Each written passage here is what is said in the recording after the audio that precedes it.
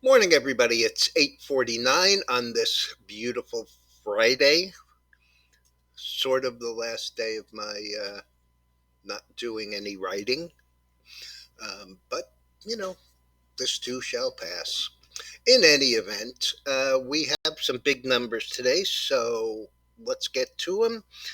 This is your pre opening comment for Friday, the 7th of July, video number 1823.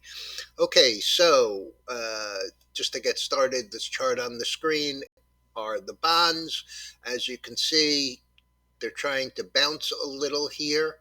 Um, I wouldn't like to see them close particularly strong. And a look at the weekly shows you why we're still in it. Um, we sold half yesterday. We made about 50% on the first half. They closed higher. I'm guessing that they're going to open. I'm not guessing. I know they're going to open a little lower this morning. But on a Friday, if we close towards the low of the week, which looks likely, we'll keep these. If they start to show any strength, my concern will be this kind of a day where, we've made the low and we start back up.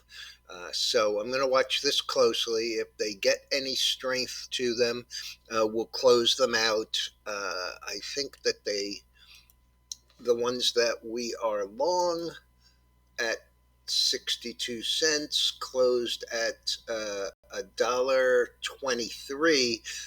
I'm going to guess that there'll be about $1.10 this morning, still over the 96 to 97, up to $1.01 that we got on the sale yesterday. So still a nice trade, but I don't want to get caught in it going the wrong way.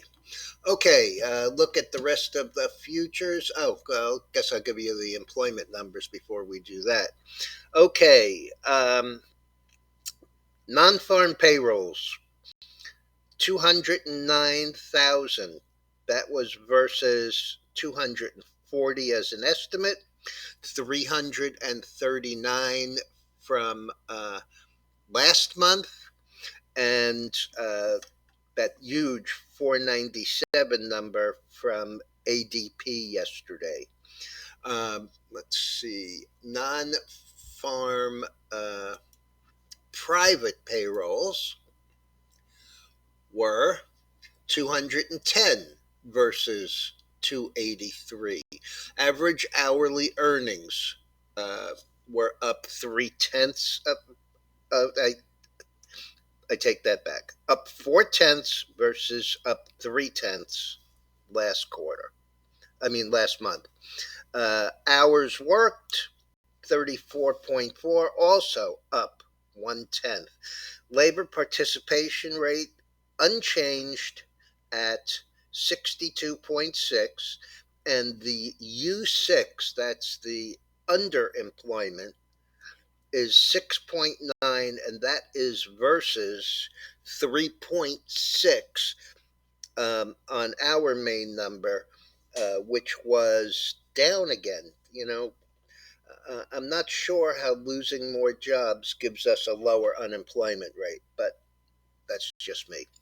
Before the number came out, we were down about 35 in the Dow, down 25 in the Nasdaq, down 5 in the S&P.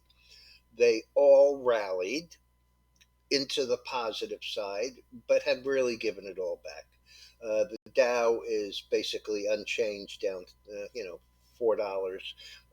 The Nasdaq is, let's just see, Nasdaq is up about 16, and the S&P is hanging around the unchanged line, down about $2. What was impressive, though, were interest rates. And, as you saw, we're still down a little, but gaining there. On the upside from interest rates, we have the gold, the silver, the copper, all higher. We have crude, which was down yesterday, but finished up a penny, but about $1.25 off the low. We have heating oil up a little, gas up about a penny, nat gas up about a penny and a half. Grains are down pretty much across the board. The sugar position that we're in is up 34. I still think this is a very attractive looking chart in the longer term, which is why we are 2 months out on this for expiration. I'm actually looking at this, and what I'm seeing is the sell off. Okay, we had an incredible run up, a lower high, a breakdown, a rally right into that same area, and a breakdown to long term support. That's on the 61.8% fib retracement, which we did not close under, and of course the rising 200-day MA. The 5 day has already turned up and looks to me like probably today it's going to go back through this red line, and the red line is the 100-day. So the 5 day blue is 20, orange is 50, 100 for the red, 200 for the green. The bottom line here is we bounced here. We're right back into the area where we should have a little bit of supply up to maybe 23.95, 24, but we are constructive. And as I said, we're long term in this one. As far as stocks go, first thing this morning, we had Levi Strauss report a beat, but revenues in line and guidance below. 13.10 down $1.13 or 7.9%. ExxonMobil downgraded Wolf at Wolf Research, as they also downgraded JP Morgan. The Exxon is down 30 cents. JP Morgan is up $1.20. Tesla down about $1 on eliminating some jobs at a battery plant. Biogen IDEC finally got a traditional approval for their Alzheimer's drug. It's doing nothing. It's up 93 cents. It had the big pop when they made the initial announcement. KLA downgraded to sector weight. That's a chip manufacturing equipment. 453 and a half, down about 8. And Costco reported June adjusted comparable sales growth of only 3%. The stock is 534.87. That's down $2.50, less than a half a percent.